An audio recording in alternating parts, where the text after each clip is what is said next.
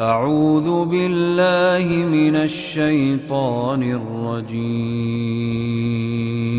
أم حسبت أن أصحاب الكهف والرقيم كانوا من آياتنا عجبا إذ أوى الفتية إلى الكهف فقالوا ربنا آتنا من لدنك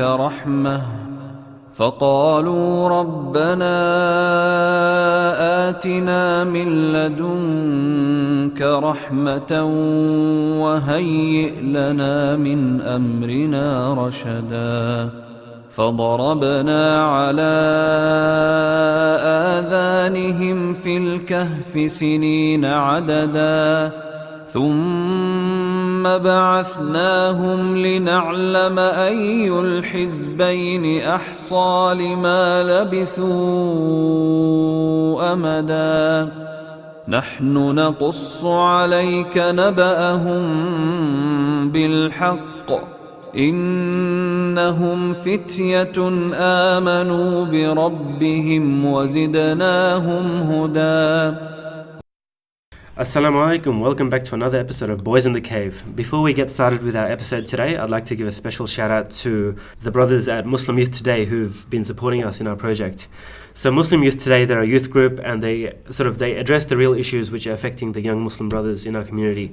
Many vital problems such as pornography, marriage, drug abuse, bullying and mental health, which all have a serious impact on our youth, but they're usually glossed over and not addressed adequately by the community. So these brothers, they provide a platform for brothers to speak out and voice their concerns and to get these issues known in the wider community. So today I'm joined by my co-host Tanzim, and with us we have a very special guest. We have known him quite a while, because I went same high school with him, and I think with you're in the same community as him. Yeah, I've known him for pretty much better part of my life, pretty much 20 years. So, and he's been that guy where a lot of people look up to, because if people saw me in real life, they see me as skinny guy, and he was like the same size back in high school, and I remember him. But alhamdulillah, over the many years, everyone knows him as the guy who, is focused at the gym, gained a lot of size, and I guess it's inspiration for a lot of people. And so we decided to get him on today because he is a dear friend of ours as well. Yeah, so with Mahir, he's I've always looked up to him since I was young as that, that big guy. He's the older brother figure, and he's muscular, and it's he's just sort of doing everything, and you always just look up to him and you just want to be him. So we have him on this episode today to speak about gym in all its issues and various aspects, like the discipline of it, the nitty-gritty of it, the culture surrounding it, and sort of the problems we face in society today concerning gym and its culture. So Mahir, we wanted to ask you to start, how have you gotten where you are now? So when did you start regularly, consistently going to the gym, and sort of how long did it take you to get to where you are? Just for some background, Mahir, he's a decently big guy, as in... Let's go by a word. What's your body weight now, bro? Just under 90 kilos. Just under 90. I'm really? Quite lean right very now. Lean, So. very lean. 82. But he's been bodybuilding for a number of years, but I'll let you speak on it. Okay, assalamu alaikum listeners. Hopefully I can give some insight into lifting and training and how it relates to Islam and some other things, and hopefully I can make it entertaining and keep you guys riveted while you guys listen to us talk. Okay, so I started training when... I started training maybe around 15, and that was only I have an older sister, and she bought me some weights, and I just did some weights in my room. Didn't really know what I was doing, and I was just doing it for fun and to see what I could do. And then, at that time, I had aspirations and I had ideas of grandeur that I was going to play cricket, and I was going to grow up to be a cricketer. Yeah. That's so I didn't really eat much or train. I was just training, and also I was trying to be a fast bowler. But then I was at the nets one time, and some guy who played for Bangladesh saw me, and he's like, "You need to stop bowling pace and start bowling spin. You're not tall enough," and it broke my heart. From Bangladesh? Yeah. Who is he? I forget. He was someone's dad. Tanzim's got to find him out. So was this in Sydney? This was in Sydney, and yeah. The guy, and he was a former Bangladeshi player? Yeah, former Bangladeshi player, and he told me to stop bowling pace. And then when I turned 16, my dad decided I needed to start focusing on my studies because my marks weren't the best at the time. And so I stopped playing cricket, and then when I turned 18, I started lifting weights a little bit more regularly. Yeah. And I'm not sure about your listeners if they know of Hardcore Gym in Rockdale. It's like It's a well-known gym It's as a in these parts. yeah, and so I think a lot of Muslim guys might know about it. So I started training there, and I was maybe going 3-4 times a week. Yep. And again, I didn't know how to really train. I had just an idea, and I was just learning, asking people around. Yeah. And I started seeing some results, and then it became a bit of a hassle to get there. Yeah. So I decided to join Fitness First. Yeah. And when I joined Fitness First, it was like $70 a month, and at the time, I was lucky to be making $50 a week. You know, so I was like, okay, I've joined this this gym. I'm going to fill out my contract and leave. But then I was like, I'm going to get my money's worth while I'm there. So I started going a little bit more regularly, and that's when I started seeing some results, and I started seeing some noticeable changes. And you know, when you just start seeing changes in your body, you're like, oh wow, what is this? Yeah, I never knew this was possible. It's not puberty. I Yeah, know what it exactly. is. I'm getting older, so it's not puberty. So I started, I just started enjoying it, and like, I started feeling as though, okay, let's see how far I can take this. Yeah, bro. One thing you point out, like, there's not always this one small motivation that like drives you for the rest of your career. It's like you just sort of stumble upon it somehow. Yeah. That's how I find with myself. Yeah, I really, like, I wanted to get big a little bit, and my friends were doing it, so I wanted to get consistent with it. It's never this one main thing. Yeah. It happens to be like a lot of things over time. Yeah.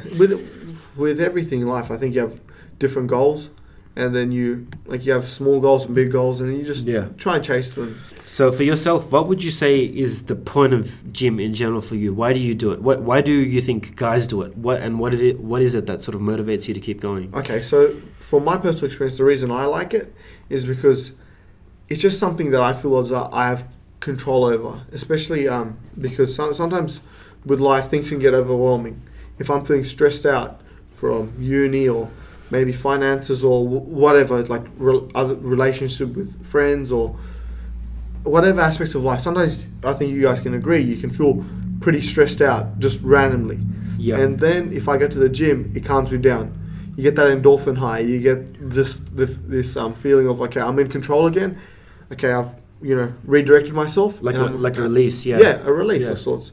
And I'm not sure about other guys, but I think we all know people who train for, like, I wouldn't say the wrong reasons, but they train to impress others. They train to for guys maybe to get female attention, which is, there is a biological urge, that I'm not going to deny that, but at the same time, if you're doing it for that, once you attain female attention or whatever, you're going to stop. You don't keep going, and that's what I've noticed. And I could give you guys some stories, but that's an important point. Yeah. Like, it's sort of what motivates you has to come from within yourself. Yeah. That consistency. It sort of has to grow and like something that you sustain over time. Yeah. And do you feel like it's a common thing that amongst the community people, because we see it's like a fad now, and so people join the gym, do you think purely the mentality is kind of to, impress others or impress girls or whatever? Yeah, I think there's a lot of guys who do that. There's a lot of that. Yeah, a lot of people do that. Like, think about it this way. Not too long ago, to have a tattoo was almost taboo.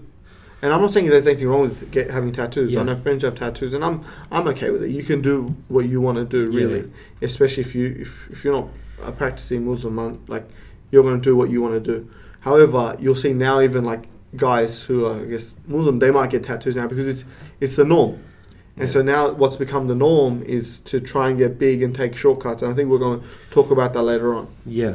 And do you feel like that is really a problem? Because, back in when Arnold Schwarzenegger popularized kind of gym, I don't think it was for the pure motivation to impress girls and stuff. It was just for the whole big aspect and for yourself. That was when bodybuilding and training was more of a niche. Yeah. It was like more of like the gyms were like almost like a dungeon, It was like rusty weights, you know what I mean? But now gym culture is pretty everywhere. much popular culture. Yeah. Is gym culture. It's everywhere. Your favorite celebrities are training. I know, I'm not sure about you guys, but like Kevin Hart, he's pretty funny, but he's at the gym every day.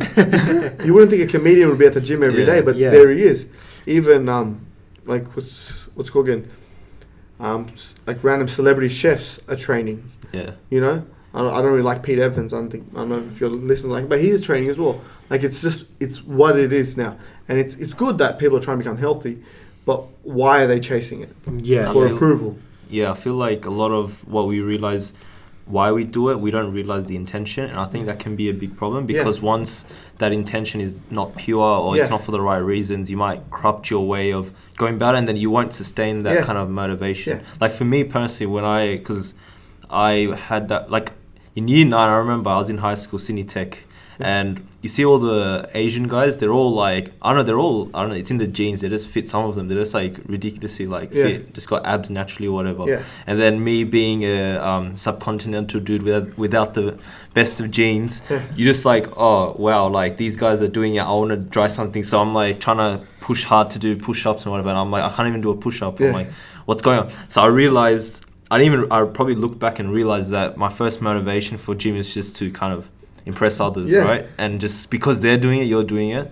But then I realized, because I started playing cricket and stuff, that I needed a certain amount of strength level to, you know, hit the ball for boundaries. That's when I realized, you know, I started doing more push-ups and sit-ups and not sit-ups, since we're on the topic of like how gym sort of became popularized recently, like how would you say that sort of came about in our particular community here? Like I would attribute a lot of it to sort of the Ziz phenomenon in 2009, 2010. That's when you see guys sort of out of nowhere, everyone, like, you have to go to the gym, as in it becomes like the thing that every guy has to do. And if you don't do it, you're out of the ordinary. Like, is that what you've seen in your experience? That was, Ziz came around when social media has been around for a little bit, but Ziz was around when social media really started to get big in our generation. At the same time. And so a lot of guys would like saw him and were like, oh my god, look at the attention he's getting. Look how many people like him. He seems to be living like his best life essentially. To a lot of people, that's how they saw it. And so people started chasing it, going like, look, I want that as well. I remember like now young kids, I was at a community function and some kid came up to me, and this kid was 5, and they're like, you're on steroids, aren't you? I'm like, who told you this? He's like, I just know. I'm like, how do you? And I remember thinking, how does first of all, I'm not on steroids, and then I remember thinking, how does a 5-year-old know about steroids? It's like the culture everywhere. It's a culture. Everyone can pick up on this stuff now. Just to for people who don't know who Ziz is, was basically like a lifter, and he was like really big. Right, I'm pretty sure everyone knows who Ziz is. I don't know. Right? Some people, I don't know, man. Some people, just in case. But yeah, Mahir, we'll get straight into the nitty gritty of like, what does your routine actually look like? Like, you go to the gym. How many times a week is it for you? And sort of when do you do it? Really, I was doing 6 days a week for a while, but now I've upped it to 7. 7 days a week. 7 days a week. Yeah. It's because I like it so much. I actually love it. For that reason, you go 7 days a week. I can't imagine not going. That's why. The one day you don't go, just like it's not a normal day for you. Because I'm like, okay, so you asked me when I wake up and how I train. So I wake up every day at 4:30 in the morning, and I probably can't get myself together. I pray Fajr, and then I compose my thoughts, then I go to the gym, and so I train for I have to warm up for maybe 20-30 minutes, get my shoulders and my joints loose, and then after that I start training, and I probably train till 7:30. So I'm in the gym from 5:30 to 7:30. And what I like about that is I've been awake now by the time I get home at 7:30 for 3 hours. I'm ahead of everyone else, I feel. Everyone else is still kind of groggy. I'm ready to go. I already have a lot of energy, and so if I need to go to uni, I have the energy to go to uni and concentrate. I'm not going to uni if I have a 10 o'clock or 9 a.m. lecture. I'm not tired and I can't just waking up. I've been awake for a couple of hours. I'm absorbing all the information. If I have to go to work, I'm in a good mood. I have the endorphin high, you know. And obviously, my body's naturally waking up at 4:30. A rest day is me just being up at 4:30 doing nothing. And if I don't have anything to do, it's just because your regimes become so fixed. Exactly. Like I could go to sleep at 12:30 and I'm waking up for 4:30. My body just adjusted to that now. I just want to hone in the whole idea of waking up early. I feel like I was talking about this in another episode. The idea of the blessings around waking up around Fajr and stuff like that. Like, there's a lot of blessings for that. And you realize that the most successful people, not just like gym, but entrepreneurs and whatnot, they wake up 4:30, 3:30, and they're like hustling hard. You know what I mean? So there's something about, Allah bestowed that kind of time to give the barakah, and it's just for successful people. Like, you're not gonna get people waking up at 10, 11 being the most successful. It's just like, it's not a thing. Like, subhanAllah, it's like one way to kind of I guess, Like know it- if a guy is very focused or motivated for Yeah. success and whatnot. Like it gives you this productivity, which Yeah. I think you can't get. Like the few times that I have woken up early, Yeah. yeah, Yeah. I've noticed that very much. But I definitely won't be able to gym in the morning like Yeah, you do, bro. it's like a Like, acquired taste. how long have you been doing that then? How long have you been waking up? It's been probably a year and a bit. And I remember you told me like earlier. You told me like you've seen your best gains during this period. Yeah, that's when my. The thing is also if you're training at, say you're in a gym and you know most of the people, if you're training at if you're there at 5:30, Yeah. you're not gonna have long conversations with people. Everyone has somewhere to be. You boys, I'm not sure if you've noticed, if you go to the gym at night, a lot of the people they don't have anywhere to be the next day.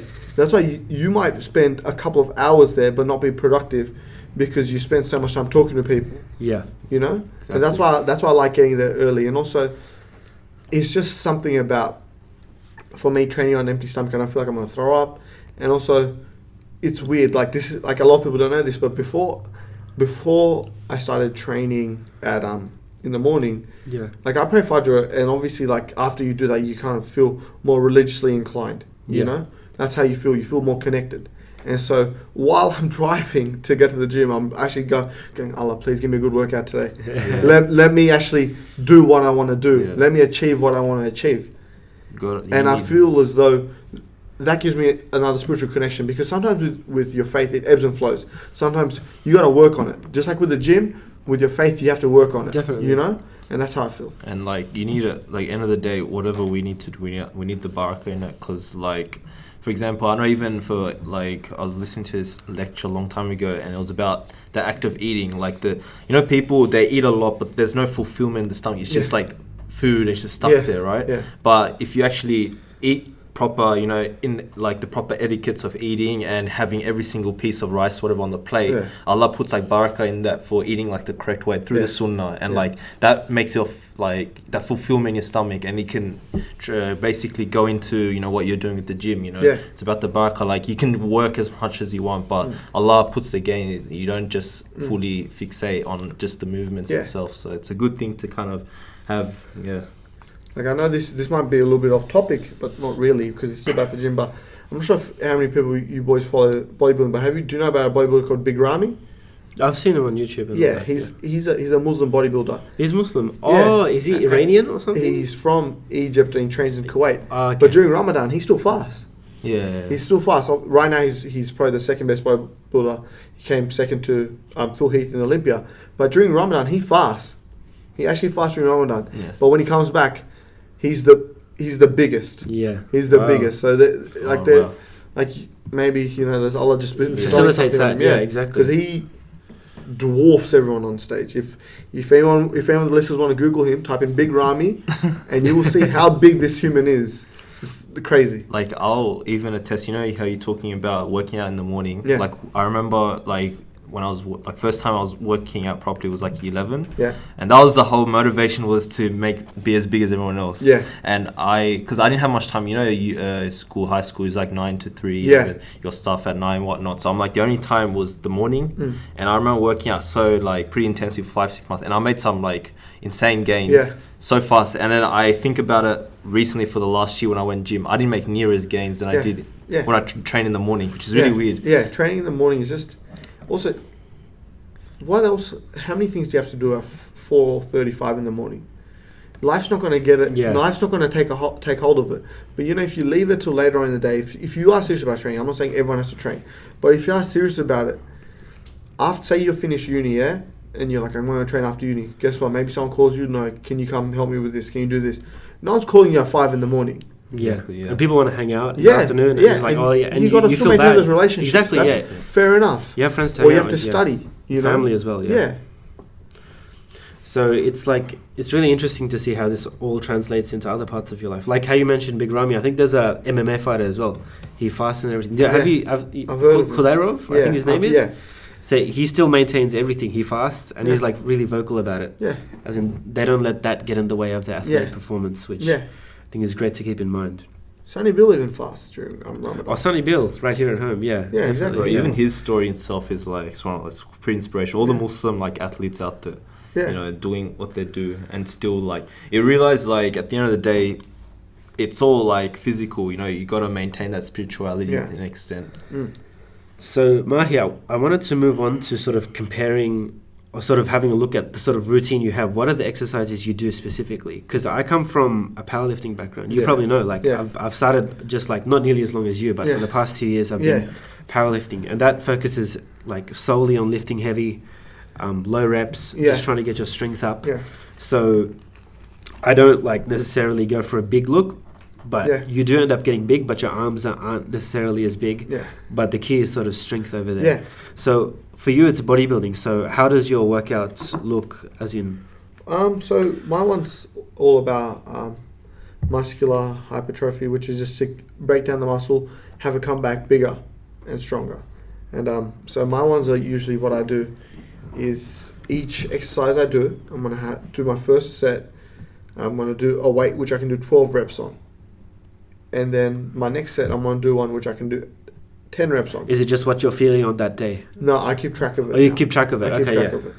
And then the third set will be one I'm doing 8 reps on. And the fourth set, I'm doing 6 reps. So nothing goes under 6 reps. Yeah. Well, I think with a powerlifter, it's about getting the weight up and down. And making sure you do it. You rarely do 6 reps, as in usually 5 is seen as like an upper limit. Yeah, exactly. While with me, 6 is the lowest I'll go to. And that's what I feel is given me the results I want. What about like for sisters listening? What do you like if they want to get fit? Obviously, they can't do it through the how guys do it. So, what do you recommend for them, like to just stay normally fit? Would it just be like cardio itself, kind of thing, or what do you recommend? The thing is, like one thing we're noticing now with more research is you need to do weight training not just to build muscle, but to also keep your bones healthy. Keep your bones strong. So, more and more doctors and more health professionals are recommending weights to, in particular, to women and even elderly people as well, to keep their joints strong. So for any sisters who want to get into just staying a little bit to stay fit, you can keep things basic. I think you would still want to do weightlifting, like as in not to the same extent, but still you can do it for higher reps, but that doesn't mean you're going to be doing, like, you can still do your cardio, because I think most girls that I know tend to enjoy doing cardio, but if you do weights, you can just keep it simple. Like, you can just I remember grabbing milk cartons and doing squats. And I remember doing curls with milk cartons as well. Like anything. And really, if you can't make it to the gym, then you can't make it to the gym, for sisters it's hard as well. Who's the female-owned gyms, I think, are a little bit expensive as well. So, but if you want to do it, there are ways. And if you have any queries, a quick Google search, you can figure out how to do a lot of stuff. A lot of bodyweight stuff as well. Yeah, exactly. Because I think at the end of the day, like, we realize with all this fitness phase happening and I guess the whole society wanting to stay fit, I don't know if the motivation is different, like they want to pick up girls or whatever. But Islamically, the Sunnah, it's always been there to kind of stay fit. Like, even there's like a hadith where Umar bin Khattab goes up to someone's like, who has a belly. It's just like, what is that? I've seen that. And then he's like, it's a blessing. And then Umar bin Khattab is like, no, that's not a blessing. That's, a curse or something. So it's been in our religion that I feel like, it's kind of a taboo where, not a taboo, but like you just picture a sheikh with a belly kind of thing and just teaching Islam, whereas it's not actually like the Sunnah, right? So at the end of the day, we have this body where we should like kind of maintain. It's like a machine. We keep it in check. We didn't create the body, right? Allah gave it to us for us to maintain and keep healthy. So at the end of the day, that should be kind of like a motivation and stuff. At the end of the day, like what we're talking about, Joshua does powerlifting, you play cricket, I do like gym, more bodybuilding type stuff.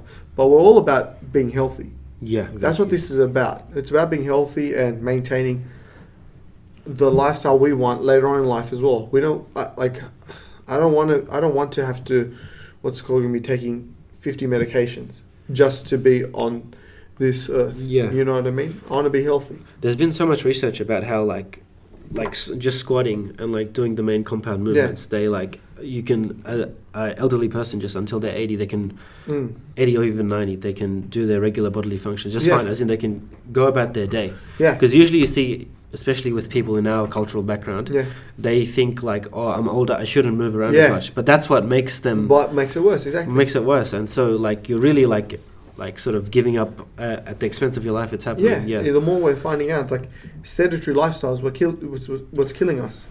There was an article a couple of months ago. It said sitting is the new smoking. Exactly. How smoking was found out to be the worst thing. Now it's sitting. As in, because so many of us do it. You know what I mean? Like, it's not just people who work at an office. If you're at uni, most of the time you're sitting down. Yeah. You know what I mean? There's so many times of the day where you're just sitting, you know, not doing anything physical. So to counteract that, you have to go out of your way, really, to do some physical activity. It's not going to come in your hunting, gathering. Like, we live at this particular time where we don't have to move around much. So back in the day, they didn't have to exercise on top of their daily activities because like our ancestors were farmers, right? So it didn't cross their minds. But for us, we have to do it as something additional. Yeah. And I think through human history in itself, you can see that we're always working, we're always out there, all fit. Like, like I was reading something about it. It's like the idea of how we see having abs and being fit like a commodity, and it sells. Like it's used to sell. Like you see the modeling, it's always around us. It's like consumerism, right? Yeah. But if you actually study, you know, back in the farms when they were like working hard, they had abs naturally because through working hard. But the wives and the women within the villages, they would see it as just abs. Like they wouldn't see it as like, oh wow, he has abs. Oh my god. Like that was just natural. That was normal. Yeah, it was just a normal thing. They just had it, and that was it. They didn't talk about it. They didn't. But now, like subhanallah, how like the society's kind of diverting in a different direction where it's all we think about gaining, whereas they just gained it by doing the normal kind of things. Yeah, and even like Rasulullah sallallahu alaihi wasallam, there was a hadith where someone described like I think. Someone observed his like stomach and said it was like folded sheets. Like, you know how sheets of paper, when you fold it's all crease marks, and that's the outline of his abs. Yeah. So like even like Rasulullah sallallahu alaihi wasallam, like the sunnah is to follow what he does, and he had abs, so we should like kind of pursue. If only people care about like abs as much as the beard. But like to be fit, I guess is the general kind of idea behind that. Yeah. But we should definitely like. Seeing as you touch on that, Tanzim, about how abs are so fetishized and everything, like I think a lot of what guys do, like what they do at the gym, is shaped by all these expectations of the fitness industry, you know? Yeah. And a lot of it can be like really artificial. Like we were speaking earlier about how guys work out purely for girls or purely for having that image. Like, I don't want to say like that's wrong, because deep down we all have that motivation that, like, it's going to help us sort of like in our sort of marriage prospects and all that, or attracting people, or people are going to respect us more. But I think the problem becomes when that becomes the sole reason, or that becomes linked to your ego. I agree with you, because at the end of the day, there's nothing inherently wrong about wanting to be your best self. You know what I mean? Yeah. But the problem becomes when you become obsessed with it. Yeah. For me, I think obsession with anything is bad for you. Once you become like addicted to one thing, even if you're addicted to the gym, if you're letting it control your life, then you're going to have issues. It's like dudes who become addicted to video games. Yeah. And they play it all day. You know what I mean? And really, you know, obviously when it comes to addiction, we seem to think, drug addiction or alcohol addiction, gambling addictions, and the one they can ruin a lot of lives. But that's not to say other forms of addiction where it takes over your time can't affect your life. SubhanAllah, that even reminds me, just quickly, buddy, like there's a hadith where it's like Rasulullah sallallahu alaihi wasallam, I think it was one of the close companions, and he just all night he's just praying or either fasting or something. His wife went up to Rasulullah sallallahu alaihi wasallam and said, you know, why my husband is doing this all night, he doesn't give me, like, I have my own rights.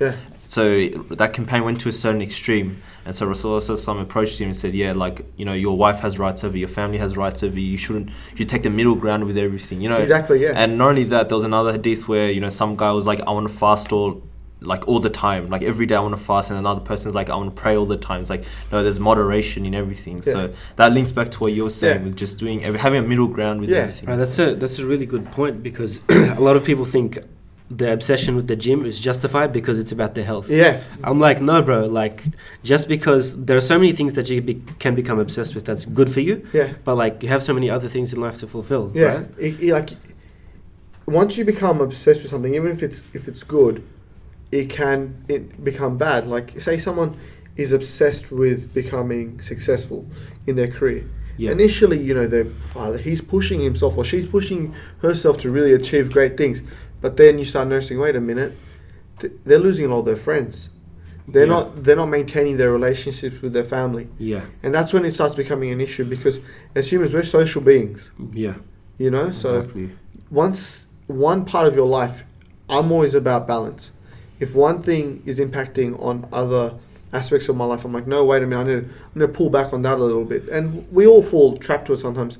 Like, just say with uni assessments, and obviously your friends understand, but you know, when you start really focusing on uni and that's all you're thinking about, and people are like, hey man, you know, come, just hang out a little bit. Nah, bro, I gotta do this. I have to do this assignment, bro. Oh no, I gotta get a HD. And it's good, but at the same time, you're hindering other aspects of your life. And you might not be going to the gym, you might not be doing other things which are important.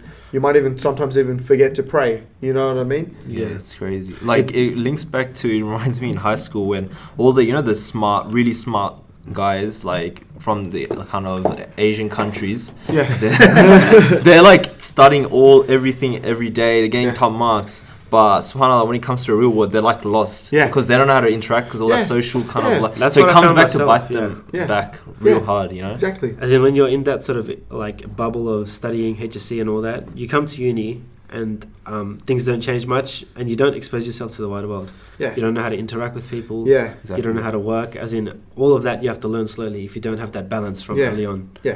And that's why they suggest first thing to do, one of the things to do when, like, luckily most of us were able to do this, is put your child in sports. Don't just focus on their studies. Yeah. When they're young, let them go play team sports. You know what that teaches you? How to work as a team, how to share, how to do so many important skills in life. Now, people think it's just a small thing or it's just exercise, but it actually teaches you so much So more. much, yeah. And I've heard that it's especially important to put your young girls in sport. Yeah. Otherwise, they don't have much that they're doing outside of school and all that. Especially in our culture. Because Muslim cultures, you don't let your women out. But like, it doesn't have to be sport, but some team activity. Yeah. That they can sort of... Yeah. Let them out of the house and go interact with people. But otherwise, it's kind of inherently unfair. To have them just stay at home and learn how to cook and stuff. Just that kind of stuff is not really right. Yeah. Like that. Like, I want to go a bit of a DNM mode, but like this kind of really reminds me of because I tutor as well. I'm part time, and I have a student. He's in year 5, so he's going to selective, and like he's a bit of a controversial kid, but like overall he's a good guy and stuff. Whatever you teach him, like he learns, and so. Since he's heading to selective, he has a lot of passion with sports. Like when I'm teaching him, he talks about sport, cricket and stuff, soccer. But I asked him like, oh, so you must play, right? Like you must play a sport. Like that's just normal. If you're that much into sports, you play in a sport team. He's like, oh, nah, I don't. I'm like, why? What the hell? Like, why not? He's just like, oh yeah, because like, you know, my parents, you know, it's just got to study now because it's selective, and that's why I haven't played like properly in a sport team. And I'm just like, I feel like so devs because he's been robbed of those childhood years. Yeah. Because all his memories is studying, but what's it gonna achieve? Like I'm at this age. You look back, it's just like I'd rather cherish those memories with those sport teams. And it seems like he's passionate. So what if he had the potential to be a big player or something? He's like 3-4 years behind everyone else. Like you have to. So sad. When it comes to physical activity, playing sports or whatever, I think most of us would have wished our parents maybe let us pursue it a little bit more when we were younger. Yeah. I wish I gave sports more effort, and I was allowed to give more effort than I did, just to see how it went. Because I you know when you really love something. Yeah, exactly. But at the end of the day, it's about the moderation. Like some people go to the extreme. Like you see some families, they go to the extreme of sports. Yeah. It doesn't work out. They've got nothing. Yeah, to fall back on. Yeah. So it's like having that balance where I feel like we have the kind of, I guess the families that came from overseas, you know, first generation. They're just like study because we struggled to get here. So you have to become engineers, doctors. Yeah. But then there's the families that have always been here and just like, bro, just passion, dreams. You know, it's Yeah. like That's so all you it's get. like two different like extremes, Yeah. but it's even the religion teaches moderation and Yeah. balance. So yeah. Mahi, one thing we wanted to ask you about was the topic of sort of steroid use and sort Yeah. of how prevalent it is and how widespread it is. Like, I don't know myself. Like, I've been going to gym for a while, but I'm in sort of this small community of like strength trainers, powerlifters. They compete in like the national IPF tournaments, so they're all Yeah. drug tested and everything. Yeah. So as far as I know, nobody Yeah. takes drugs, but you guys have different stories to tell. Like, It's- what? How many people have you seen? Sort of like, It's steroids are way more prevalent than you'd think. When we think of someone who's on steroids, you think of some dude who looks like Arnold Schwarzenegger. yeah. No, Yeah. there are guys who are. You wouldn't even. Sometimes you can't even tell they're really even trained, but they're taking steroids or human growth hormones. Like, I have a story. I remember one time I hadn't seen this guy. I played cricket with him, and I hadn't seen him in a couple of years. And I'd been training. And he's like, "Oh, you got pretty big." I'm like, "Thanks, bro." And he's like, "Guess what I'm taking?" And I was like, "Okay." And I was like, "Protein." No. And then I was like, "Creatine." He's like, "No." And I went through everything. Then he's like, "I'm taking HGH, which is human growth hormone." I was like, "What? Why are you taking this as the first?" This was the first thing he was taking, and I saw him 6 months later. He still looked the same. Oh, really? So that's the thing. Like, it's not good. Like, unless you train, it's not going to change everything. But in terms of number of people taking steroids, it's really prevalent. And the problem is, people think it's because it's so widespread that it's safe.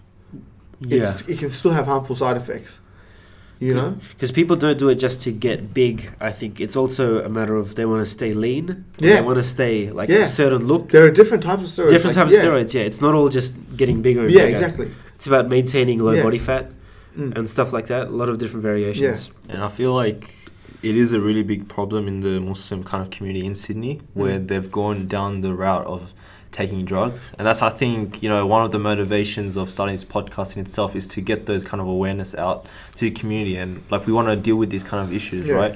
And steroids is like one of the big kind of, problems. Because like with me, being in the gym and being within the Muslim community, I know like quite a few people, who are into this kind of stuff. And Yeah. I feel like it's kind of, you look into, because we're Muslim, we look at the religion motivation to go to the extent of taking drugs to reach that kind of goal or whatever. And it comes down to the balance, but at the end of the day, it's a bigger problem in society talking about getting things you want fast. Yeah. And one of them is through steroids. And not only that, like I mentioned before we started the podcast, this episode, we have this issue about taking loans when it's haram, but people want to take out loans. Why? Even cars, like if you look from a logical kind of standpoint, taking loans for a car, and a car value depreciates as soon as you drive it, right? Why would you take out a loan, pay interest on something that's depreciating an asset? Yeah. It's because the idea, it's not even the fact that they're taking a logical choice in taking out the loan. It's about wanting it now. Yeah. And steroids is the same. It's about wanting it now. When you take out a house loan, it's like wanting it now.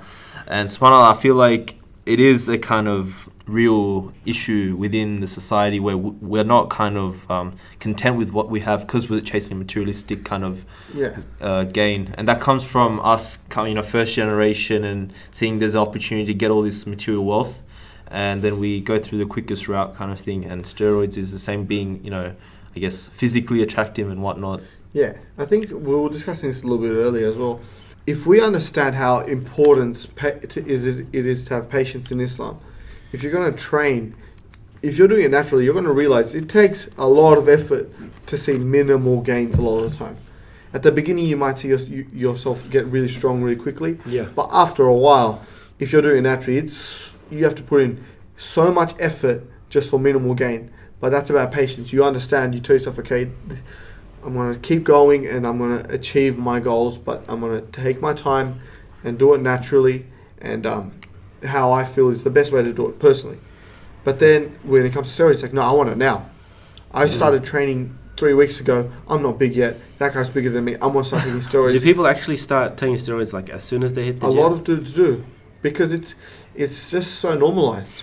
Because like from what I've learned, like your body's natural testosterone, like you'll get really good gains for your first year or two anyhow. Like your body doesn't need the added testosterone or anything. It's only later on in your later stages. After you turn 25, that's when your body stops producing testosterone naturally. That's what I've heard, or as much. Yeah. That's why it gets harder. That's why you'll see some older dudes training, but they don't see any real change. Yeah. But the problem is we're seeing, like Tanzim, you're, I think, 22? 20. 20? I'm Yeah. 22, yeah. 22, Josh was 22, yeah. You're saying you don't know what steroids, but he knows. There are so many guys who are 18. The guys who are 16 who start taking steroids. There was a recent study saying there's like now pressure on 15-year-old boys to start taking steroids. I've seen it in the news. Like, Yeah, it's exactly. becoming like a It was on the news. national concern. Yeah, because Wow. because it's just so prevalent. Yeah. It's actually so normalized to want that look, and because we live in like a Instagram, Facebook. The thing is, like, because we live in this culture, people are trying to achieve that. Yeah. That look. They said like, no, I want to look how many likes he's getting. Oh, look how many likes she's getting. Oh man, look how many people are saying they look mad. Yeah. I want that. It goes now. It goes back to that point we said about obsession. As Yeah. in, why are you obsessing over this? Yeah. As in, you can still get it Yeah. if you do it consistently, slowly. Yeah. Like in my personal experience, it hasn't even been 2 years that I've been gymming consistently, Yeah. training consistently. Yeah. But I've seen like pretty phenomenal gains in that time. As Yeah. in, I've gained 20 kilos. Most of it muscle mass, as in it's not that hard. Yeah. If you, especially when you're young and you you do the right movements Yeah. to get started. Yeah. So it's like it'll come, but you don't have to rush it. You mentioned about guys wanting that look and stuff. I feel like even for girls, it's like even a bigger issue. Oh, as well. definitely. I think for it's girls, crazy. Body image issues are way bigger for girls. Like we can say there's body image issues for guys, but for girls, it's another level. It's another level. Think We about, don't even understand Think it. about it this way: as a girl, you grow up playing with a Barbie. Yeah, I've seen if they made Barbie into a actually human-sized, the proportions, Yeah. she wouldn't be up to stand. She would be falling face forward. Yeah. It's crazy. There's body image issues that girls have to face. Muslim girls, whatever. Like even if you watch like, I'm sure a lot of Muslim people watch Bollywood. Yeah. Yeah, for sure. Yeah, It's all through there as well. yeah, Yeah. It's that pressure is there from a very young age, and the thing is, from when you're a young boy, no one's coming up to you and be like, "Oh, look how handsome you are," as a compliment. Yeah. It doesn't happen. But for girls, it's like, "Oh, look how pretty you are," and so from a young age, you're told, "You know what's important? You're pretty. Yeah, how you look. Exactly. It's crazy. You're right? pretty. Oh, look how clever this young boy is. No, look how pretty she is. Ooh, that's- Look how good she looks in a dress." From a young age, that's put into your mind that this is what I'm going to be valued on. And we have a lot of issues within our community, within the Muslim community, all communities where from a young age, girls are told the most important thing for you is how you look. Yeah. It's crazy. That translates into gym and like they've got to have like Yeah, unrealistic proportions, Yeah. that sort of thing. yeah, Or girls who are too small or too big, as in it just becomes like, it gives them like, I don't know, like eating disorders, Yeah, and all, like all this horrible stuff. yeah. As in, it's a cause of all insecurity. that, It yeah. builds insecurities. And And it's not cool. Subhanallah, like it kind of reminds me of how blessed we are to have like a religion like Islam, where it comes that objective morality, gives you that sense of grounding where you should be at compared to where society's heading. Like I was watching a video a few nights ago, and there was a guy talking about. Have you heard of the Amish? by any Amish chance? people, yeah. Amish people. Amish. Amish. Yeah, the Amish people, they're like secluded and they have their own stuff happening, yeah. And one of the guys, so he went through it all, and he's just like, because he was at a really, really bad place in his life. Then he went to the Amish, and then he's just like, subhanAllah, like they teach you if you learn from that from a young age to go to the Amish, because there's a lot of character building and discipline building. Then when you go into the actual society, then you'll know where society's heading. Whereas if you are just dived into society straight away, you can go as far as you go, like how like bad you're fallen. You won't know if you're really doing something bad because you don't know where you should be, because that's how you've been raised your whole life. And that's like one of the Muslim guys talking to him about it brought up like Rasulullah SAW was, I think, 6 years old when he lived outside the city kind of urban areas, because he had to learn that sense of grounding and character building, because the urban areas kind of make you think in a certain way, and it corrupts your thinking in some instances. Yeah, it creates your standards and everything. Exactly. Things that you have to live And up so to. like, having this Islam, living in this kind of society, it tells you where your benchmark should be in terms of character, what your motivation should be, what your with purpose gym and should everything, be. yeah, definitely. And it just ties into everything with your life. And as you said, like, boils down to the guys wanting a certain image and taking steroids, and the girls have to, I don't know, get twerking more because that's what everyone else does. I don't know, it's a bit crazy. extreme. I don't know, like, whatever they have, like their own like enhancement of the body, or like, I think makeup is a big deal as well. Yeah, even though it's not related to gym, but that pressure to sort of it falls under the same category. Like one thing, like we've come to realize is your environmental factors play the biggest part in shaping who you are. Exactly. Yeah. There's we were all kind of lucky in that the environments we had were pretty nurturing. Yeah. You know what I mean? You hear about like that's why if you have an environment where it's always telling you, you know, what we're going to value you on is how you look, then you're going to grow up to feel as though, no, this is the most important thing, how I look. Exactly. You know, it's not what's in your brain or what's in your heart or, you know, your personality or whatever. It's actually how you look. And that's an issue we have with this society. And even though we're talking about how great the actual training is, sometimes gym culture can be toxic. And that's the problem. As in, like, speaking of that toxicity, I feel like a lot of people, like, it goes back to that main point of obsession. Like, a lot of people sort of justify this obsession, which, like, as in just because it's doing what they want. Do you get what I mean? Yeah. Like, yeah, you do you, but I think there's a certain limit to, like, where your priority should be in life. As in, that's why I don't like when, as in, not that I don't like it, I'm not one to judge anyone, but it doesn't sit well with me how it's sort of become this standard where boys have to gym. Yeah. Boys have to go to the gym, otherwise you're not performing at a certain level. Or girls have to do certain things to achieve a certain look. Yeah. So I feel like it goes back to what we were saying earlier, that as long as you have something that's keeping you fit. Yeah, it's just we started this conversation off with gym because there's two of us who train, and Tanzim just does watch you push-ups. guys train. Premier cricketer. Yeah, he's a Premier cricketer. So, but at the end of the day, we're talking about this should actually be about health and fitness. Exactly, that's what the real topic should be. That's what we're talking about, and there are different ways of achieving it. You can achieve it by powerlifting. You can achieve it by doing bodybuilding type stuff. You can achieve it by playing sport. But at the end of the day, it should be about being healthy. And when you're healthy, you're your best person. And when you're your best person, chances are you can be your best Muslim as well, because you can do stuff like, just say, you know, if you're healthy all the time, you can fast as well. Think about it. If you're unhealthy all the time, you can't fast. Yeah, it's crazy. You know, I can't fast because I have to take my medication, which is fair enough.